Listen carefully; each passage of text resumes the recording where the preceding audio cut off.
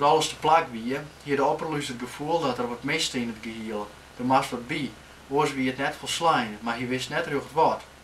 Je ziet te denken en zeggen ze naar hemzelf. Alle luizen naar een taatochter, ik ga mezelf te kwaad dienen. Waarom net een schepsel creëren dat libbert op en van bisten. Verhevener kunnen zien evenbeelden net worden als dat ze parasiteren op oren. Heger kent het net dat alle de oren leven ziek helpt omdat oors de luizen, zo zullen ze niet worden, net besteden kunnen. Dat jouw haren dagelijks wordt brekkelijks omdat ze afhankelijk binnen, maar dat jouw voort verantwoordelijk is om op zijn schepping te passen. Je kan dan, dat je dan een vorm hebt en een verhaal, dan kun je daar van alles inbrengen wat je willen, zeg maar. Dus dat heb ik wel ten baat om dat te doen. Ja, want ik hier wel minder, in die zin wel minder kritisch wijzen kunnen. Samen dan echt puur een verhaal te schrijven en verder dan de mensen vooral te boeten te letten. Maar ik ga wel hier en daar wel, nou ja, wat verbanden lijn en lezen wel. Ja.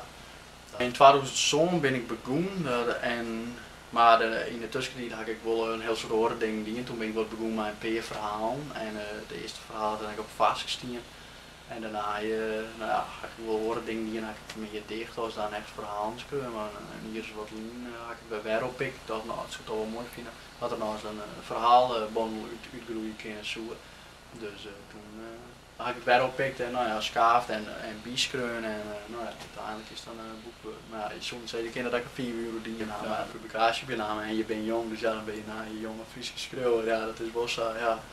Ik hoop dat ik een hele harde Friese schreeuwer word, want ik wil er zeker betrokken in. Dus, ja. Maar toch zijn Gallekes kamer aan Boppen natuurlijk injouwing. Waarom net een schepsel creëren dat libbert op en van bisten. Verhevener kunnen zijn evenbeelden net worden als dat ze parasiteren op oren. Heger kent het net dat alle de oren leven ziek helpt omdat oors de luizen, zo zullen ze niet worden, net besteden kunnen. Dat jouw haren dagelijks wat brekkelijks omdat ze afhankelijk binnen, maar dat jouw voort verantwoordelijk is om op zijn schepping te passen, oors ze er zelfs omgaan. Vervolgens jouw dat ups en downs, daarop ze haren schepper in mindere tijden en tankje in betere tijden. Dat hier wel minder betekenen kan.